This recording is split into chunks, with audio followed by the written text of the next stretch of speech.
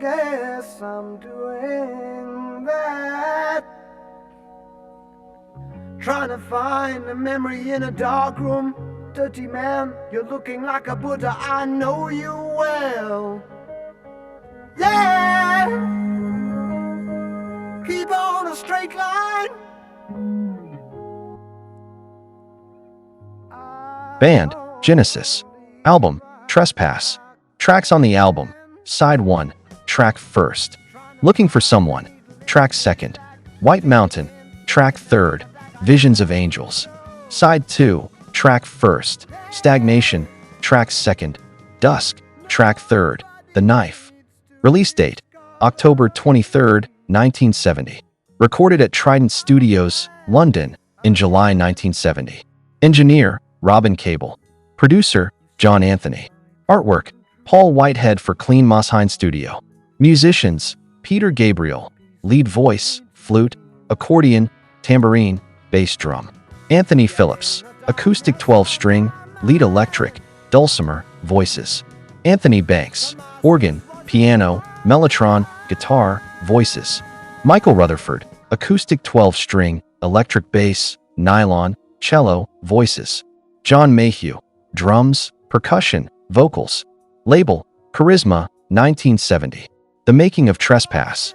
Over 2 years had passed between the recording of From Genesis to Revelation and Trespass.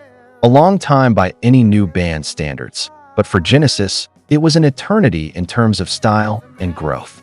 At the same time, the period was so overwhelmingly hectic that any attempt at pinpointing the watershed moment is purely arbitrary. We have already mentioned a few decisive events, including the demo with 4 songs. Song 1st, Family, which would evolve into Dusk, Song 2nd, White Mountain, Song 3rd, Going Out to Get You, and Song 4th, Passity. These songs were recorded on August 20th, 1969, thanks to their friend, Brian Roberts, and the band's stage debut, where Genesis incorporated their 3rd drummer, John Mayhew. During their early live shows, the band began to experiment with a new repertoire, gradually abandoning the simple songs to bring in new, more challenging material. The 2 weeks of rehearsals at Anthony Phillips' home, Sin Barnes, between September 22nd and October 3rd, 1969, also proved to be of fundamental importance. One day, the band received a very welcome visit from Richard MacPhail. The former lead singer of Anon had just come back to England after spending a few months away working on a kibbutz. He went to listen to his ex-schoolmates and was astounded by their unexpected technical and creative progress. Spotting the potential, Richard asked his father if he and his friends could stay at the MacPhail weekend retreat in Watton, Surrey, a house called Christmas Cottage. Richard MacPhail. In the summer of 1969, the cottage was broken into and burgled. Even though it was actually quite close to London, an hour's drive from the center, it was very remote. After the burglary, my mother was nervous about going there, and the decision was made to sell it. It was autumn, and my father thought it was best to wait until the springtime, when the cottage was at its best. In May, when all the trees are out, it's just wonderful. So essentially, it was going to be empty the whole winter, and that's why we were able to use it. My father worked for a large baking company, and they had vans for delivering bread.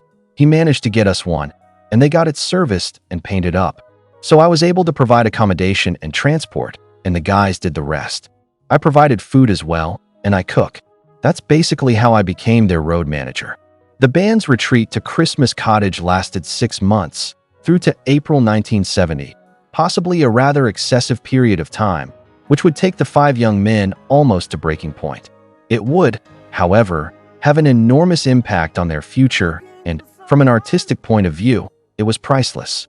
It was there, in fact, that Genesis started to reveal its true colors, shedding the constraints of pop imposed on them when they worked on their immature debut album. They began to create a sound that was to become legendary. But living together for 24 hours a day in a secluded place, far away from any distractions, was enough to put even the most resilient natures to the test. Gabriel, we were used to having this passive-aggressive tone to rehearsals, and although Tony and I were best friends, we would often be at loggerheads about the music. He was a lot more nervous back then and not at ease within himself. He would try to hold on to controlling as much as he could, in a lot of ways. and I would always want to push it wide open, you know, let the sunlight in, the rain, and see what grew. Ant and Mike, for the most part, got on pretty well, but occasionally, I would be battling it out with one of them. Mike tended to avoid confrontation, and, in later years, the same could be said of Phil and Steve. Tony and I were the ones most frequently at odds. Without question, we were passionate about creating something great, but I think we were also both awkward buggers, so it was a personality thing as well. Despite the unavoidable conflicts, Genesis managed to overcome their difficulties and concentrate on the music. During those weeks, the band managed to distill some of their previous concepts and, bursting with inspiration, gave greater expression to their songwriting. It's hard to estimate just how much music bounced off the walls of Christmas Cottage, but one thing is certain. The five young men emerged as a new creative force at a totally different level in terms of compositional abilities. The qualitative leap forward, compared to From Genesis to Revelation, was quite simply phenomenal. Rutherford. In the Christmas Cottage period, we just wrote and wrote and wrote for 6 months. We had sections and long bits and 20-minute songs. It was very formative in how I would go on to operate, forever really. It was a mixture of jamming and bringing things into the band that we'd written as individuals. Phillips. When we wrote Looking for Someone and The Knife, we were very excited because we were charging off into new territory, down roads no one else had been down.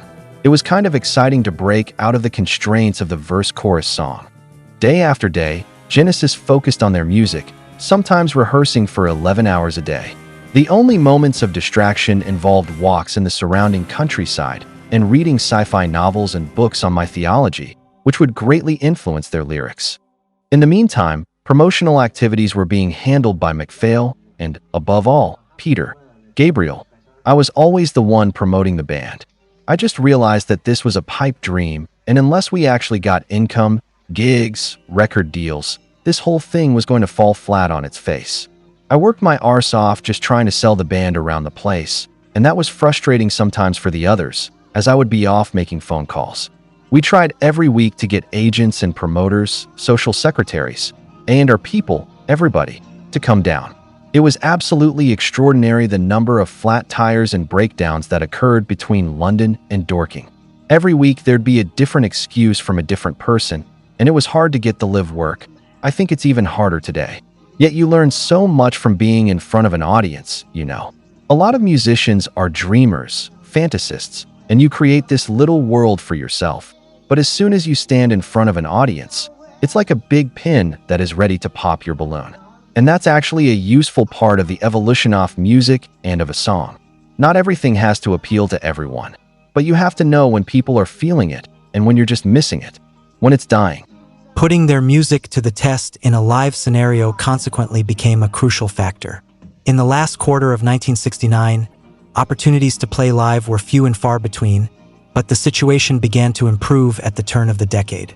On January 9, 1970, the band was called into the BBC studios to create the soundtrack for a film based on the work of painter Michael Jackson, in turn inspired by Fritz Lang's Metropolis. Being a silent movie, Genesis were given the task of creating a score to accompany the artist's paintings. To date, it is not clear whether or not the band actually got to see these paintings, which appear to have been of a particularly violent nature. What is known is that the band rushed into the BBC studios in Shepherd's Bush under the guidance of Paul Samwell-Smith, formerly of the Yardbirds and already a successful producer. The Jackson tapes, an exceptionally important missing evolutionary link between the band's first 2 albums, disappeared without a trace for over 30 years, and it was believed they were gone for good until a copy surfaced in 2001, together with some written notes providing indications as to what the music was intended to evoke. The material was finally released in 2008 as part of the bonus disc included in the Genesis 1970 to 1975 box set. In the notes, Peter Gabriel puts the poor quality of his vocal performance down to the limited recording time available, just a couple of hours in all, explaining that the vocals on the tape were, in any case, only intended to act as a guide track. Musically speaking, the band used this opportunity to experiment and test material which, despite being in a different form, was beginning to take shape in rehearsals and live shows.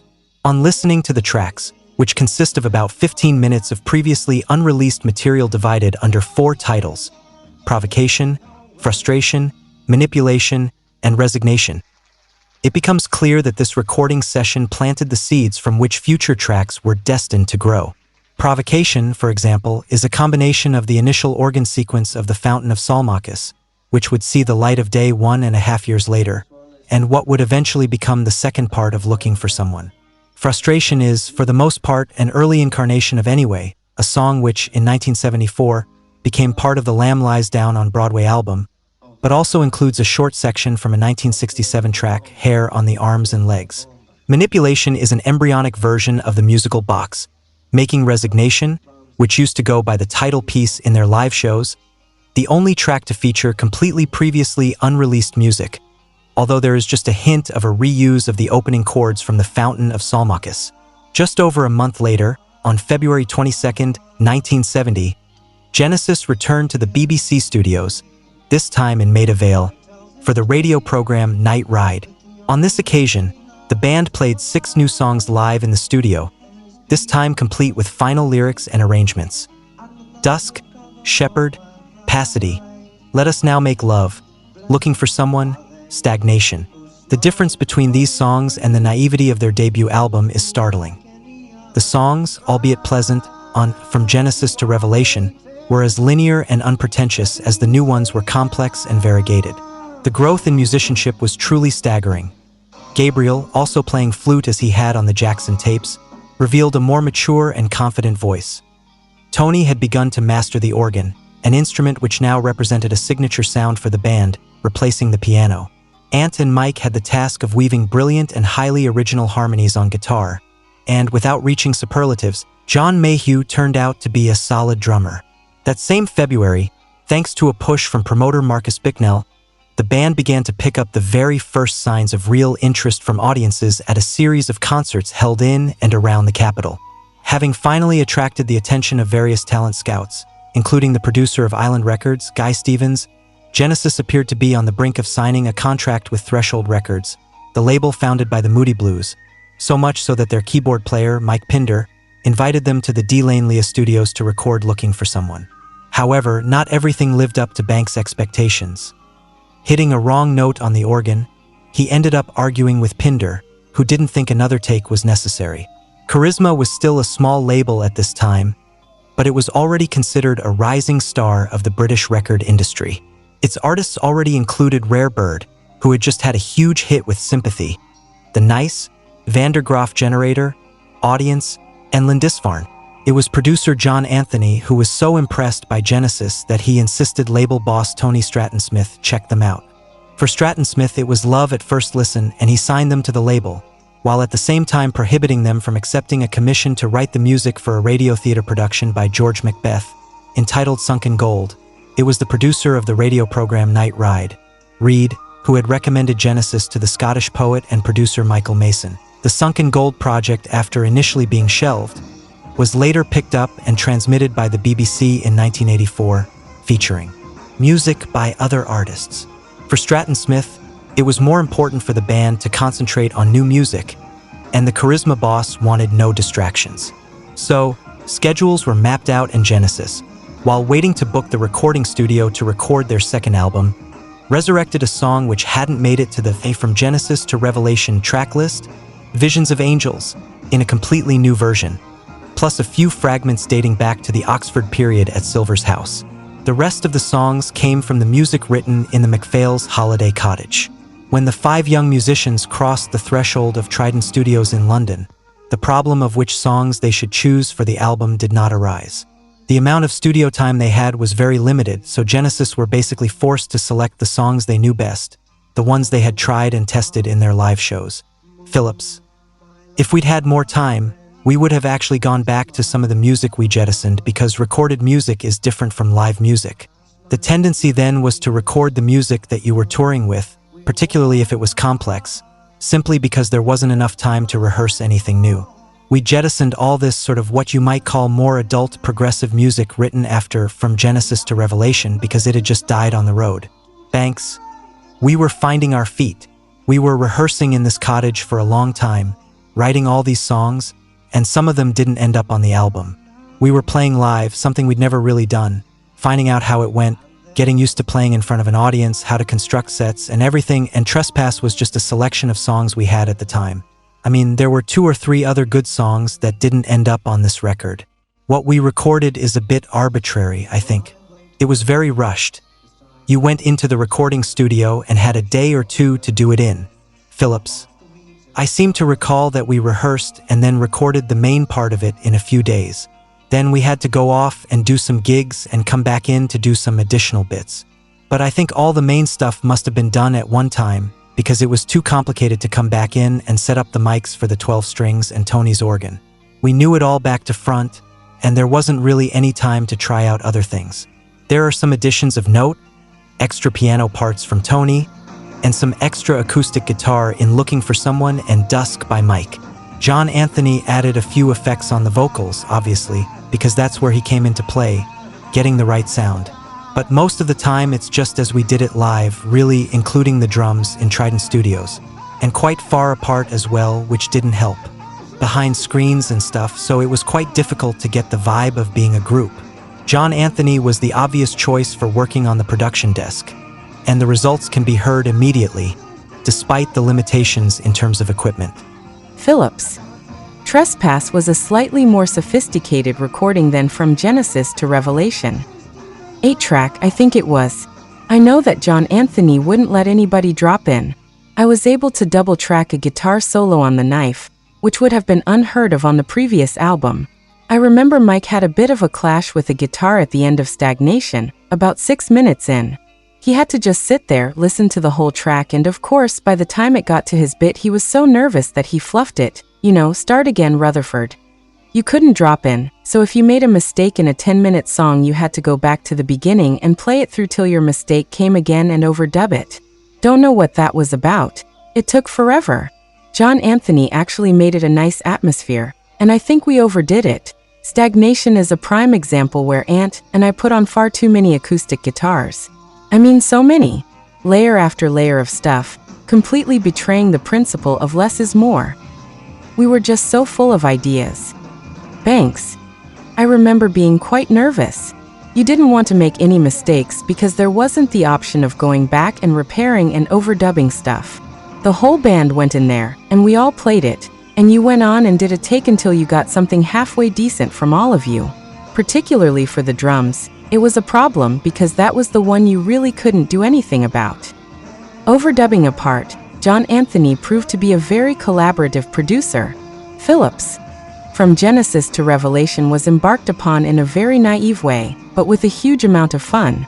I think we always felt that we had a lot of say, despite Jonathan King obviously being the head honcho. With both the first album and Trespass, I don't think we felt that we were not doing what we wanted to do. With Trespass, I don't think we felt emancipated from some sort of odious yoke. And this was going to be different because we had John Anthony as producer. For me, the recording was kind of pleasant because it wasn't too difficult, and we knew exactly what we were going to do. Nice sounds, nice crowd of people. John Anthony was really fun, very humorous, and told a lot of bad, filthy jokes, and I went through it on autopilot. There were no arguments. There'd been so many when we were writing that there was nothing left to argue about really, and I suspect the level of the organ was higher than the guitar or whatever, but John Anthony was in charge of that. Gabriel, Trespass was really the first opportunity we had to make a real album where we felt we were in the driving seat. John Anthony was there as a producer, and he was a great man for performance and getting the energy. But the style, the arrangements, and the approach were all determined by us for the first time. Phillips, in terms of writing, we were going back to something familiar to us, but what was different was doing it in a live context, with the power. By the time we got to record it, John Anthony probably helped to reinvent it for us. A lot of our friends liked the album, but I don't think there was any thought in our minds that we were recording a classic, that in 40 years' time people would still be talking about the solo and the knife. Rutherford, you make an album out of the best songs you've got at the time. From Genesis to Revelation had material in it that went way back. With Trespass, we were already in the next phase, with songs written between concerts. This is where the process of touring, gigging, recording, and writing started. We had some good songs, although they were probably better live than they were on the record. Even though the songs were developed as a group, the truth of the matter is that each one had a very different story behind the writing. Thanks, some of the songs developed out of things that Ant and Mike had written together, or Peter and I had written. In particular, The Knife was something Peter and I put together, which we then developed in the studio. The same goes for Looking for Someone, then obviously things like Dusk and White Mountain came more from Ant and Mike's side. Phillips, originally, it used to be very much a case that Mike and I would write and Peter and Tony would write. Then, during the period at the cottage, where we started doing these longer instrumental pieces, it all got much more mixed up. Mike and I might kick something off with two 12-string guitars, and then Tony would add some organ. Very, very early on, stagnation came from that sort of mixture. Obviously, Pete sorted the lyrical aspect, the vocal lines, and the flute. So there was a lot more cross-fertilization. Gabriel, the writing was still, to some extent, a continuation of where we'd started, in pairs, although some overlapping was beginning to happen. For example, Looking for Someone started with things I had begun, and in The Knife, there's one section which Tony did musically, whereas Dusk was an Ant thing, as was Visions of Angels. Phillips, Dusk and White Mountain were Mike and me with everyone else mucking in. I think the significant difference was Mike's involvement, because he wrote very little on from Genesis to Revelation. He played a bit of bass and told a lot of good jokes, but he didn't do a lot in terms of actual writing. The instrumentation used also became a lot more complex, and, as well as occasional additions and background sounds from Peter on accordion, Ant on dulcimer, and Mike on cello, the overall sound was far richer than on the debut album, above all thanks to Peter's flute and Tony's organ. Phillips, the flute was part of the music scene, wasn't it? It was used by bands like Traffic, and Ian MacDonald had blazed a trail with it on the quieter King Crimson numbers, which had a huge influence on us. I think where we were slightly different was that we were using folky-sounding instruments, but in a slightly more classical way, so it sounds a little bit different. We would experiment with these cross-chord textures. Mike would be playing one chord, and I'd be playing another. Gabriel, Tony was extraordinarily possessive about the keyboards. I'd done a bit of flute at school, I always liked the sound, and a little bit of oboe. I was an even worse oboe player, but it made a couple of good noises now and again. Then the bass drum was something physical, visual, that I could kick hard, and occasionally it was in time. Phillips, we went through a period of experimentation with the live sound. Tony found the organ difficult. I always remember him referring to it as a box of tricks. A lot of pianists don't like the organ. For a start, you've got no light and shade of the touch, and if you're used to that expressiveness, it's terribly different. It takes a lot of time. I think he was a bit at sea and, in a sense, lost his power base slightly, and for Peter, it was difficult as well. So, whilst they were adapting their writing to the new medium, Mike and I started this 212-string thing. We just had a period where we wrote more. I think it was easier for us, really, and that probably explains the folky feel because Dusk, White Mountain, and Stagnation were all born out of 12-string guitar stuff, and Visions of Angels, although that was a piano song, it was developed as a guitar-based song for live shows. I remember some guy in the East Grinstead News labeled us folk blues mystical. Without doubt, the dominant instrumental role of Genesis during this phase was given to the intertwining sounds of Ant's and Mike's 12-string guitars. And this is the instrument that was behind the most stressful moment during the recording session. Phillips, up until then, most 12 strings were recorded as a background instrument that accompanied the song, and often they'd put the mic right on the sound hole, and you couldn't really hear the notes, you'd just get a very strummy sound. But, of course, the notes were important, so I had a setup where the 12-string went through an old tape recorder, I think called a Bayer recorder. Robin Cable came down and said that it didn't sound like a 12-string to him, and I answered, but it does to me. And that was quite difficult, because Robin Cable was an engineer of high standing. But I had the support of the others because that's how we did it live. Rutherford, the album started a bit like our live shows used to in those days. We'd start with a soft song. For half an hour, we'd play quiet acoustic music, and very often the drummer wouldn't come in till the stagnation bit, which is like 20 minutes into the set. So the album, in a way, reflected that. Part of our operation was an acoustic area. Ant on guitar, Tony playing piano or organ, and Pete playing flute. A lot of our music was acoustic, mixed with the heaviness of a song like The Knife. In those days there was a lot going on acoustically all around us. Crosby, Stills and Nash, who had a great sound, and Joni Mitchell, a lot of good artists whom we enjoyed listening to wrote great sounds and acoustic background. What finally emerged was a record that was unique to the rock scene of those extraordinarily fertile years. Banks, we didn't think of ourselves as part of any movement. Obviously, in the early days, our influences were the Beatles, the Beach Boys, and the Kinks. Still, by the time we got to the second album, we'd heard groups like Family and the Procol Harum albums, Shine On Brightly and Assault Dog, as well as Fairport Convention, and the way they were doing things interested us. It just showed slightly different approaches. We weren't trying to write hit songs but to do a little bit more than that. And the idea of having a bit more room to breathe, with songs creeping up to 7 or 8 minutes, just seemed a lot more exciting to us. Phillips, Tony was more from the classical side but loved pop, whereas Peter was probably heading more towards soul. The guys into the heavy stuff were Mike and I because we'd been in the school bands doing the Stones, Kinks, and Beatles. We were the ones writing really third-rate kind of blues riffs.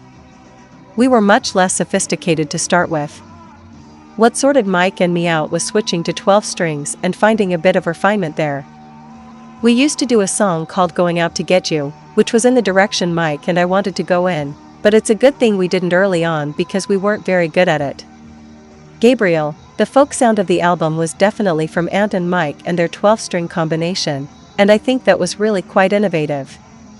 I loved it, and I tried to encourage it. They would do these things where one guitar would be playing one chord while the other played another, and you would get a composite of the two. The effect gave us a unique sound. We were always trying to blend our influences.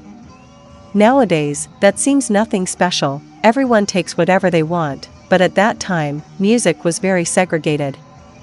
I remember sitting in some publisher's office, or was it a record company, and they were saying, "No, you can't, you have to decide what you want to be, or you're a folk group, or you're a blues group, or whatever, you can't try and cross all these borders and barriers." And yet I feel that's what I've been doing my entire musical career. Whenever someone puts up a barrier, I try to find a way through it. Which I think is the most interesting thing for any creative person. The worst thing you can ever do to an artist is give them complete freedom because they go right up their arse, they don't know what they're doing, where they're going. However, if you say to an artist, "You can't go here. You definitely can't do that, and you mustn't touch this," then they'll start, in their devious way, to get really creative. While remaining predominantly acoustic, the new songs also required a more daring rhythmic component than the simple songs on the debut album. Banks, on this album, we had John Mayhew on drums, who was actually our third drummer, someone we picked up through an ad, and we were slowly getting some cohesion going between the 5 of us. It was quite difficult for John, I think, because we had all been to public school and behaved a certain way, which must have been very irritating to him. We had our own language, and we used to fight an awful lot, and we had terrible arguments and shouting matches. I was probably the main instigator. Gabriel, John was much more of a professional musician. He'd actually played with real bands of musicians rather than with a bunch of songwriters pretending to be a group. He had different sets of experiences, and he worked really hard and was very dedicated and delivered well in some places, but it still felt a bit of a struggle. Ant was the other person who was also drum sensitive, so he and I sort of overlapped in some of those areas. Between us, we would have a lot of ideas for what the drum parts should do, in much the same way that I think Paul McCartney did with Ringo and the Beatles. The album. There is little left to discuss. Genesis went into the recording studio, under the guidance of John Anthony, with the specific goal of recording the songs they were routinely playing live at that time. This meant the recording sessions could be completed much more quickly and would stay within the very limited budget, which effectively precluded the band from making overdubs, except for very small parts. The track list was basically predefined, the idea being that they would follow the format of their live shows, a soft start, getting progressively heavier. The only doubts concerned the final track, the heaviest on the album. Between Going Out to Get You and The Knife, it would be the latter that finally ended up on the record, whereas fans would only get to hear Going Out to Get You many years later in 2 versions, the original acoustic version, released on Genesis Archive 1967-75, and the version that was occasionally played live between 1970 and 1972. The creative driving force behind Trespass was, without a shadow of a doubt, Anthony Phillips. He wrote the song Visions of Angels by himself and White Mountain and Dusk with Mike. Again with Mike, he created the main structure of Stagnation, a song partly sourced from the movement, embracing the input of his bandmates. He also added his touch to the other 2 tracks on the album, even though these are above all the work of the other writing pair. Looking for Someone was mainly written by Peter, and The Knife by Tony and Peter. Phillips was therefore the undisputed leader of the band at this stage of its career, with Mike Rutherford acting as his sounding board, providing his consistent contribution on 12-string guitar as well as on bass. The pair represented the core of the band during this period of its history, and their tinkling strings make Trespass a chapter apart, not just in the group's career, but in the entire history of rock. However, Trespass was a record not above drawing its influences from folk music, albeit in a very personal way. At that time, the role of the 12-string acoustic guitar was still linked to simple strumming or the jingle-jangle of Roger McGuinn of the Byrds, but those extraordinary innovators, Phillips and Rutherford, imposed a radical change, also thanks to the use of special tunings and an arpeggio, as opposed to rhythm, playing technique. The multi-layer guitar parts, sometimes also including Tony Banks, created a unique and almost ethereal sound in which Tony was the musician paying the price of a personal situation that was yet to be clearly defined. After primarily playing piano on the debut album, Banks was forced to devote most of his time to the organ. With the band relying on their acoustic 12 strings, Genesis' new music no longer required as much piano, and the organ still represented a box of tricks for the musician, from which he would gradually learn to extract some of the eeriest of sounds. Trespass turned out to be an album of many contrasts, the initial bucolic atmosphere proving deceptive as the songs gradually shift, mainly thanks to the organ, towards more dramatic and dark overtones, with sudden bursts of dynamic emphasis. The songs often start gently, characterized by a soft sound as if they were draped in silk, but it's as if there is a disturbing, sometimes macabre element lurking just below the surface. The crescendos, the organ arpeggios, and the backing vocals filtered with echo are the perfect canvas for lyrics which are much more personal than in the previous album, with literary references to movements such as surrealism and authors like J.R.R. Tolkien and Lewis Carroll, for the fairy tale themes, and William Blake, for the visionary aspect. The improvement in musicianship displayed by each member of the band is astonishing. Despite remaining primarily an acoustic guitarist, Phillips crafted some convincing electric guitar solos, Looking for Someone, The Knife, while Mike, as well as being Phillips' irreplaceable counterpoint on the 12-string, had gained confidence with the bass, giving an impressive performance on The Knife, where he plays a duet with Ant on guitar.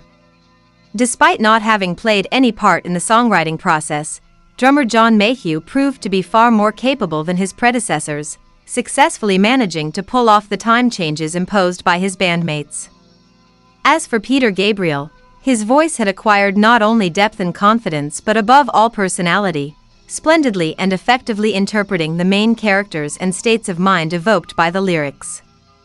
To fully appreciate the uniqueness of a record like Trespass, it's worth digressing into the music scene of the period. In the months following the release of From Genesis to Revelation, March 1969, a series of events linked to rock music occurred which in some way restyled its characteristics. In particular, the end of the Summer of Love was marked by a number of serious episodes which not even the great utopia of Woodstock, 15 to 17 August 1969, managed to thwart. That desperate attempt to rekindle the carefree naivety of the hippie dream, which had already suffered a severe blow just a few days earlier with the Bel Air massacre, where a number of Charles Manson's followers had broken into Roman Polanski's villa and murdered the film director's pregnant wife, was given the coup de grace in Altamont on December 6 when a spectator at a Rolling Stones concert was killed by a security guard belonging to the Hells Angels.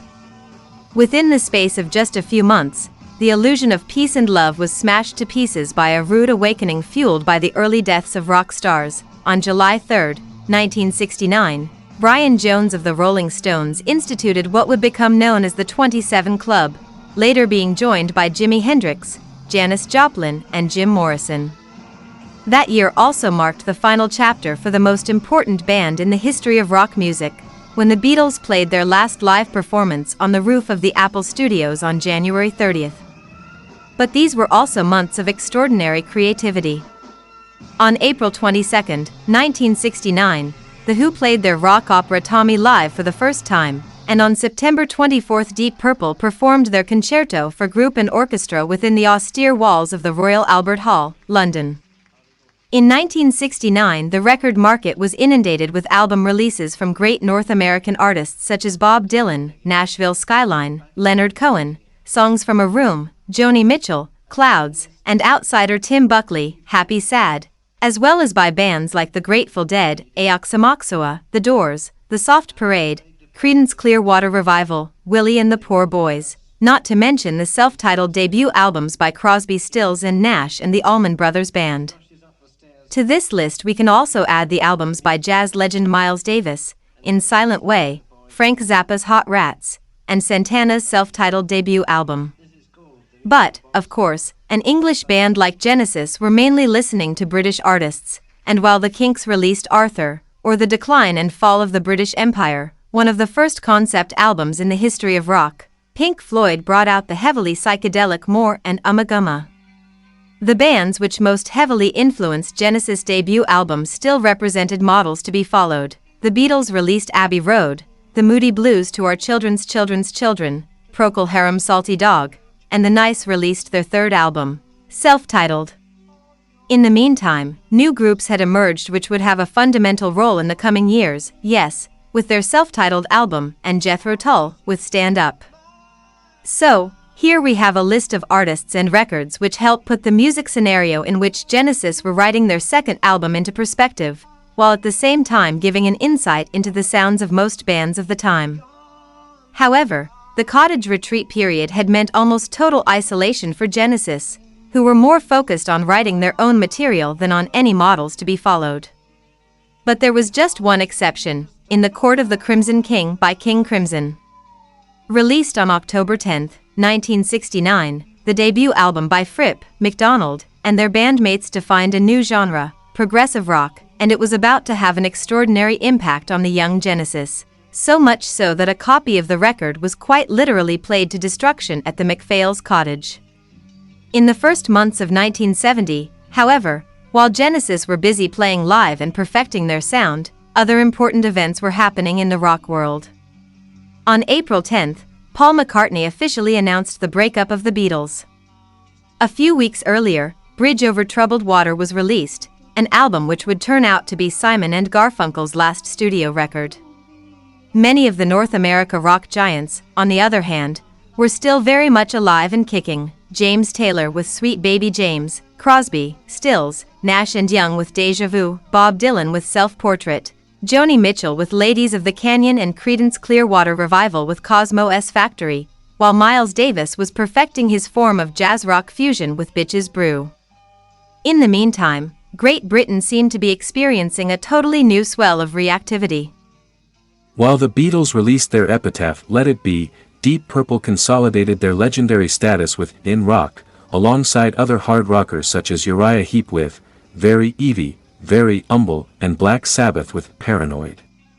And while King Crimson, Jethro Tull, Yes and Van der Graaf Generator continued moving forward, respectively with In the Wake of Poseidon, Benefit, Time and a Word, and The Least We Can Do Is Wave to Each Other, Supertramp brought out their debut album and Traffic released their masterpiece, John Barleycorn Must Die. Whilst this was an extraordinary period for the release of groundbreaking records, also worthy of mention are Mona Bone Jackin by Cat Stevens, with a very young Peter Gabriel on flute, Abraxas by Santana and Caravans, If I Could Do It All Over Again, I'd Do It Over You. Genesis seemed unperturbed, as they forged ahead on their very own path.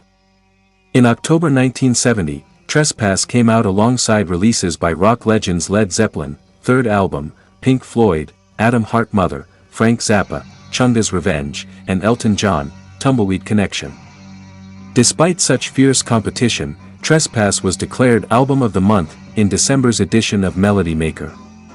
The songs, Looking for Someone. The start of Genesis' second album is strikingly different to their debut record, an organ chord leaves the field open to the splendid voice of Peter Gabriel, showing off his soul influences. Gabriel, that was a song that I'd brought to the band, and the band then extended. It was a sort of blues, soul-influenced piece that went into this folkier journey. I can't remember if that mixture was more thanks to Aunt or Aunt and Tony. But it was fun to sing. I've always liked to try and have, in the different voices I work within, a bluesy one and one that was more soul-influenced. I was finding my voice and exploring things. I think the sort of folkier voice was probably more original, but I could sometimes get more emotion into the bluesier one. Phillips, I always thought that Peter sounded like Stevie Winwood on this track. His voice had already gotten deeper and more powerful.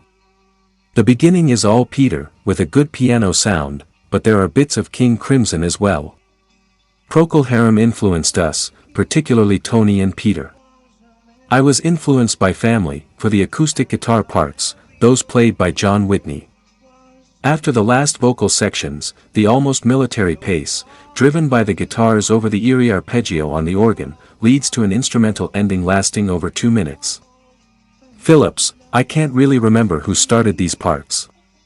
A lot of the instrumental stuff on this song and on The Knife was done at my parents' place. We spent 2 weeks there with my father sitting next door trying to watch the TV. Under the arpeggio of the organ, you can also hear a classical guitar played by Mike Phillips. He had to wait 7 minutes because John Anthony wouldn't let anyone drop in. Mike was sitting there getting more and more nervous with his hands shaking. In this piece, there's an acoustic guitar and an electric, but live, there wouldn't have been the acoustic.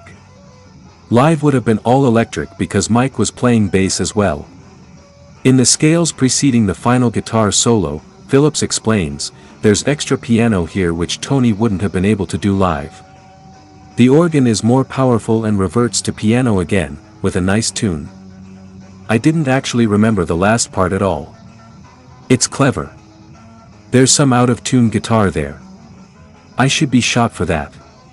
The very limited songwriting contributions from the drummer are to be found in a handful of lines in the lyrics to this song. Mayhew, it was Peter who wrote the lyrics, it was his special conserve, his special thing. So I didn't contribute very much to the lyrics, although when I was 12 years old, I had some poetry published in a London literary magazine. I have always been good with words, writing stories and poetry, but don't think I wrote Genesis songs, I didn't. I only made some suggestions. White Mountain. Phillips, I found the demo where Mike and I just started writing this, playing the tune together. You can hear Josie, Mike's then girlfriend, saying, "Ooh, that's nice." And I'm sure that sounds like something else. I realize now why it was reminding me of something. I know what it is now.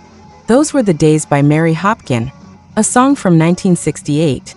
The same summer we did From Genesis to Revelation. This was around the same time Hey Jude was released, and the tune is a little bit similar to that. On a bass of light organ, the song is all 12-string tinkling arpeggios. Phillips, people have copied this kind of music so much, but when we were doing this I don't think we were really like anybody. It was quite different, based on the two 12-string guitars. What was original, I now realize, was the combination of the two 12 strings with the organ. King Crimson were different. They didn't have much acoustic guitar and they had a mellotron, not an organ. So that's where we got our original angle. Rutherford. It's a favorite of mine. The lyrics tell a story, which we always seem to do. I think Tony wrote the lyrics. In fact, Tony tells the story of Fong, a wolf condemned to death for having dared to see the crown of the king. Both Fong and another character in the lyrics, One Eye, already mentioned in On-Eyed Hound, come from the famous children's book White Fang by Jack London. Visions of Angels. Recorded in 1968 at Regent Sound Studios for the first album, the song was discarded at the last minute. Phillips. We did a crap version of it then. I don't know why, it was as good a song as a lot of the others. Tony was playing an upper piano part and John Silver's drums sounded a bit like A Day in the Life by the Beatles, loads of towels on the tom-toms. We got caught somewhere between a pop song and A Day in the Life. If it had made it to the album, I'm sure we would have ditched it, and we would never have developed the middle section with Tony's keyboard. The chords and all that glory made such a difference. Obviously, it was actually a song that was quite well suited to being dramatized a bit, both vocally and with the organ. It was definitely my flagship song for the first album. At the time, I was rather heartbroken when it got chucked out. I didn't argue about it, but I didn't know if it was ever going to see the light of day. I kept wondering what I had done wrong, or did we not get it right? So it's a really nice bonus that this was the only song from that previous era that survived. Apart from the middle section, which we all did together, Tony and myself mainly, explains Phillips, the song was composed entirely by Ant on the piano. Phillips. I couldn't play the piano at all in a conventional way. I used to play with 3 fingers in right-hand octaves, and then I would cross over and play the tune, which was very bizarre. I think Tony thought I was an idiot, which would be understandable. But like a lot of idiots, sometimes you can come up with something that's a little bit different. I was helped by the fact that I was very limited. Just occasionally, I could come up with a nugget of a tune, and there was a sort of plodding piano style that was very fashionable at the time. The Beach Boys had done it a lot. The Beatles were doing it in things like With a Little Help from My Friends. After a piano intro, the bass comes in alongside the 12-string arpeggio and light drumming. Phillips. John did a bloody good job on this, you know? I'm sure Phil would have been a bit better, but John did pretty damn well. God bless his soul. The only thing with John is that sometimes he wasn't incredibly steady. The romantic verse gives us Gabriel's voice filtered and compressed over arpeggiated guitars. Phillips. This is all 12-string but not with a microphone, so you haven't got all that SSSS. Listening to it now, maybe it's too mellow, but it works well with the organ. At one point, Peter was phasing his voice, which overall is quite dry. There's not much reverb on it. But it's so much more powerful than the version we did for the previous album. Oddly enough, the lyrics to the track are a love song that Ant wrote for Jill Moore, who would later become Peter Gabriel's first wife. Phillips. Peter realized that this song was written about Jill before we went on the road. I can't remember if the lyrics were changed for the new studio version. Stagnation. Partially composed by Ant and Mike at Ant's house, this song was first recorded as a demo in Ant's home studio at Sand Barns in August 1969. Phillips. Most of this was based on a lot of 2 12-string sections Mike and I had written in the spring of '69. We used to sit in my parents' kitchen, I don't know why, but it always sounded better in the kitchen, and we wrote a lot of stuff during the summer when we were going around, trying things, and auditioning drummers. We had a thing called The Movement, which was a sort of an experiment with a longer piece. We tried it in different ways, but it didn't really go anywhere. Still, some of the original ideas went into stagnation. We took out a 2 12-string guitars section, and Tony started working on it very early on, adding more than just solos. Banks. It developed out of a piece that we had rather pretentiously called The Movement, which we'd been rehearsing for a long time before we played it on stage, and it developed. At one point, this thing was about 30 minutes long. It sort of got a bit condensed. Bits came and bits left, but the first bit stayed, and so it was always a key song for us. Gabriel. I think it started with an Ant and Mike thing and then bits were added, a journey song as I'd call it. It didn't follow the normal verse-chorus sort of structure, but went through a series of landscapes, and that was something that interested me and continues to interest me in the things I do, especially with my film soundtrack work. Some of my favorite pieces of music are when, as a listener, you get taken into different worlds made out of sounds or blends that you've not encountered before. I think that's what we were aspiring to, and this is one of the most band-composed tracks on the record. The track opens with incredible cross harmonies played by Ant and Mike on 12-string guitars with open tunings. Banks. The Fairport Convention folk influence and the general acoustic guitar style were quite a big thing. Ant and Mike used to play these 2 guitars together and do a lot of interweaving parts in the harmony, which was very much part of early Genesis and certainly led to the start of what was probably the best song on the album, Stagnation, which was then developed by the whole group. I think that was unique. No one else was doing that sort of thing. But it did come from Fairport roots.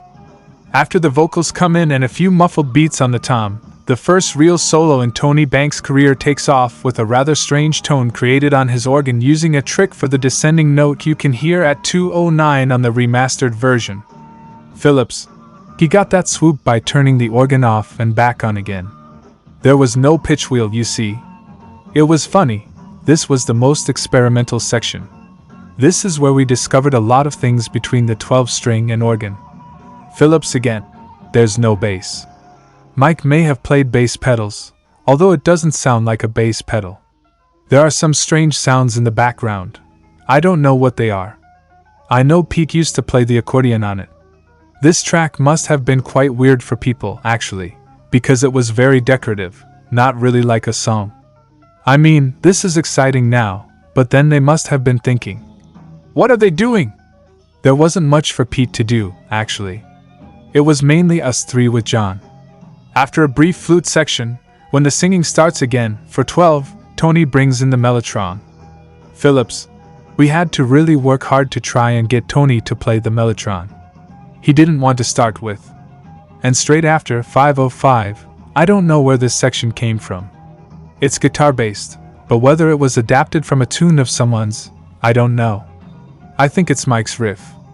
In this sequence, you can see where I Know What I Like came from years later because its chords are quite similar. In fact, after 1977, Genesis would often feature Gabriel's flute melody in the extended ending of the live version of I Know What I Like. Banks.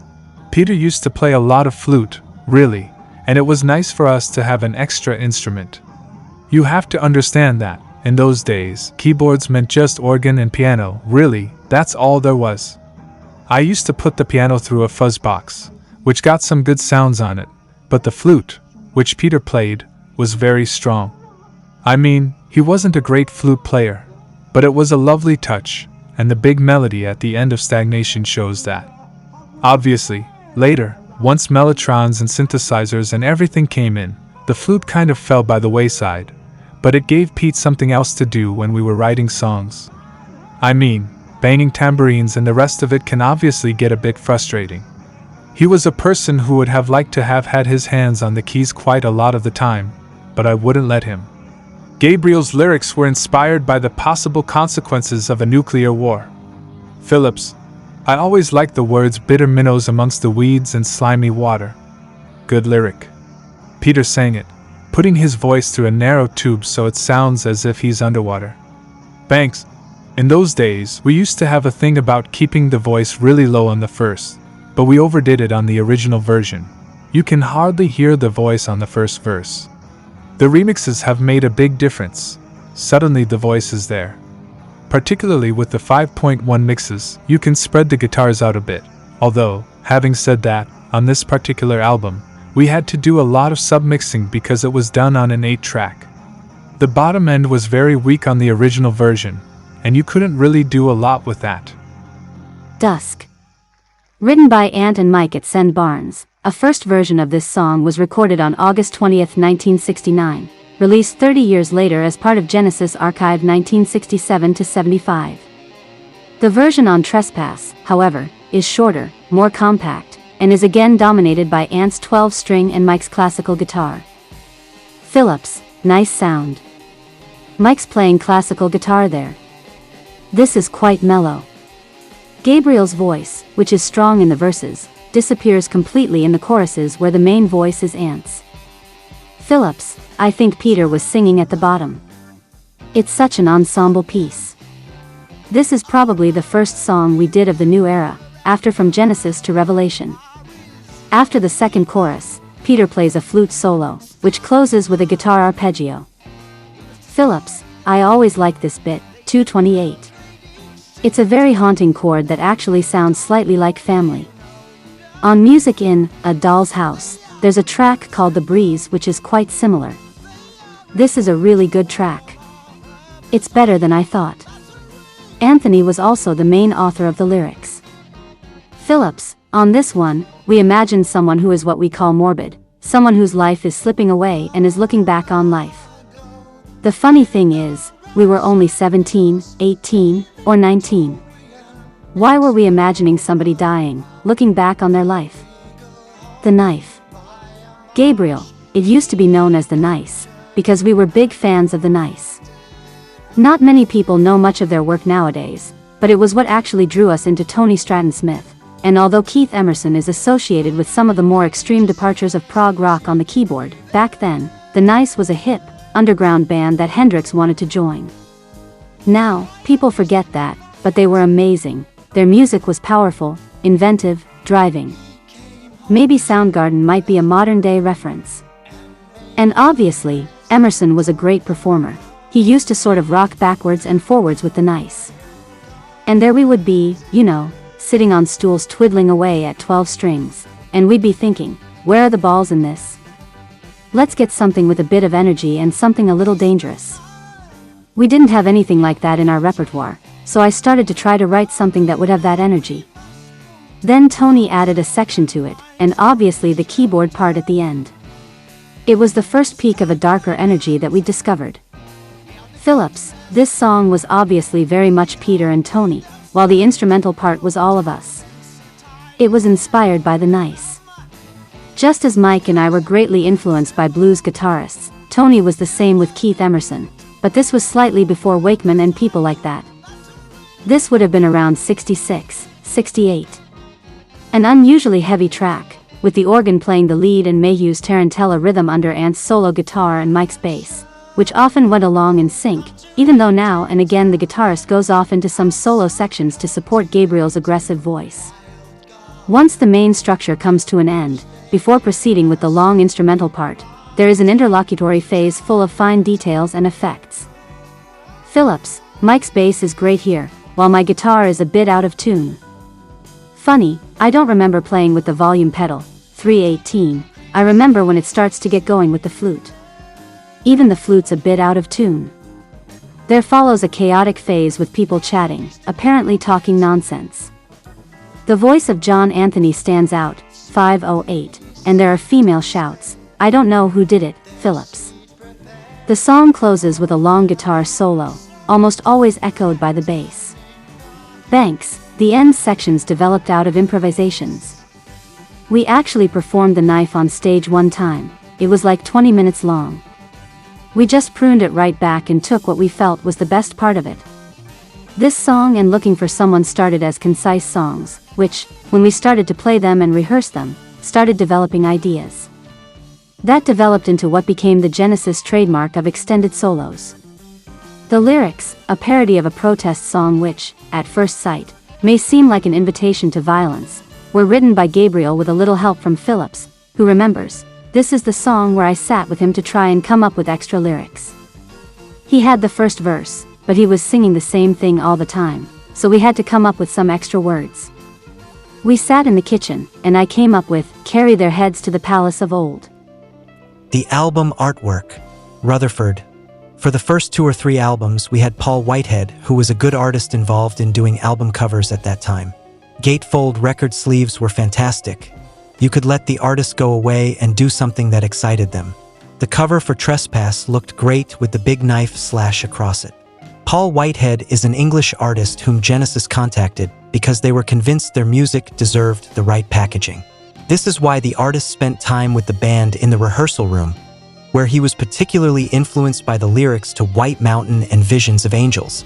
But the stroke of genius lies in the knife slash on the back cover. Gabriel. Paul heard some of the folky stuff and mythical bits. I felt it was getting a bit too twee, so I suggested that we get a big knife and slash it. There was a lot of discussion about this in the band, but in the end, they went for it.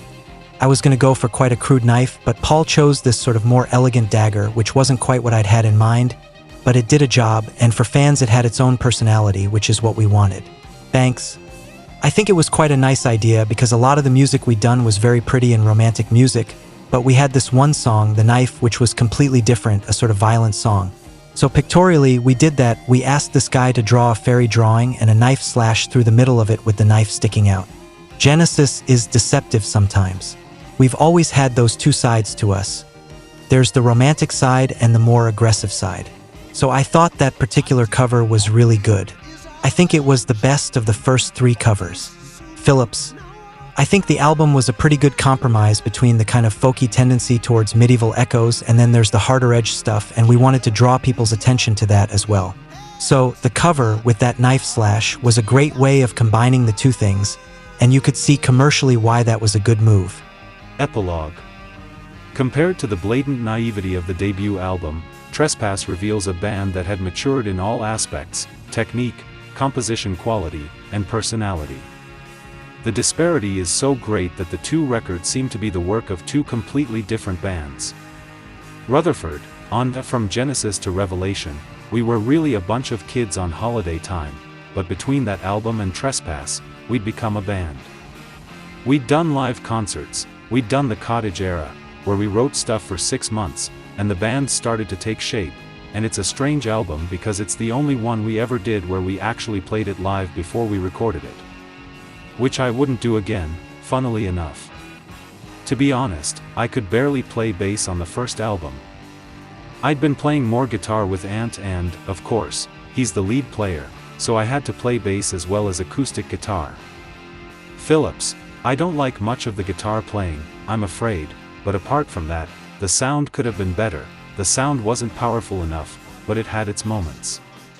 Quite creative for the time. Not as good as King Crimson, but not bad at all. Rutherford, Stagnation and The Knife are a great example of what we do. The contrasts are always how we think to create our music in a sense, and that album contained both those things. The Knife was our heaviest song and a popular live song too, with a good performance from Pete. On that album, we were still working in pairs. Ant wrote the acoustic sound with guitars picking out harmony parts. Stagnation, Dusk, and White Mountain were very atmospheric, and that was a part of what we were doing on stage and on the record. Banks, I think it was a pretty good second album. Stagnation is great, as is Looking for Someone. The other songs on the album don't do much for me anymore. I always felt Dusk was a bit of a B track, whereas White Mountain, well, we used to do that live and it was quite atmospheric, but I don't think it's as strong as what was to come. Rutherford, what the album did suffer from was the fact that we'd played the songs for so long live, so when we met in the studio, we were fairly inflexible.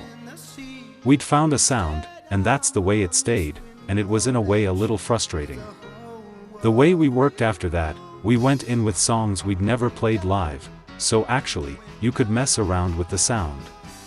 You didn't quite know where you were going sonically. But with Trespass, we defined how the parts went, so in a way that was kind of a unique experience. Phillips, I think of Trespass as a very good early Genesis album. Obviously, there were many better later ones, but I think there's a sort of prototype there, in a lot of the tracks, for things that came later. I mean, the 12-string stuff we did on this album is developed more later. And obviously, the longer format songs like The Knife and Looking for Someone were the precursor of things like The Musical Box. It was a very important, early stage in the band's later development. Rutherford, we were considered part of that era with bands like Yes, Emerson, Lake and Palmer, and stuff, but actually they were very different. I mean, you only have to listen to songs like Stagnation, it's an acoustic album. We were always about songs. The playing came secondary to the songs. Gabriel, Trespass was a good start. It definitely had a personality that was different from other prog bands. We had some minor success in Belgium, which felt like conquering the world at the time. Unfortunately, by the time Trespass had reached the record shops in October 1970, the band was already desperately seeking a solution to what would be the most dramatic defection in its still very short history, the departure of Anthony Phillips. Rutherford, in a sense, people never realized that in a way, apart from Peter, who was always very get up and go with agents and managers and the business side of things, in many ways during that first era, Ant was the strongest driving force. He was an extrovert on stage, musically he was very strong, so the concept that he might leave was probably nowhere near our thoughts at all. Phillips, my leaving was nothing to do with the music, it was just due to stage fright and my health, really. I found it really tough. There was no kind of left for musical differences or huge personality clashes. I just found the touring had taken a huge toll. You know, people glamorize this life, they imagine it's all high living and groupies and stuff, but we were living a fairly monastic life. I mean, we were living on top of each other in a cottage. We never went anywhere else, nobody saw anybody else. At one stage, we got so irritated with each other that we wouldn't talk. I mean, it's understandable if you're living in the same place for 6 months. I didn't have a girlfriend at the time, but 2 of them never saw their girlfriends. So, looking back on it, the idea of getting together in a country cottage and never getting away from it, living 24 hours a day music was pretty silly. Pete has pointed out that I was probably the most driven member of the band. I loved the illusion, I believed in it. Banks, there was parental pressure on Ant, and that was probably one of the factors that made him leave. It was certainly the reason our previous drummer, John Silver, left. You should remember that, back in those days, pop music was not a respectable profession, but those of us who just loved music just wanted to be in it and didn't really care one way or the other how it was, we stuck at it. For me, Anthony was the group leader, he was the one who wanted to go live, he was the one who wanted to go professional, he kind of motivated the rest of us, really. Peter and I were not sure at all if it was what we really wanted to do.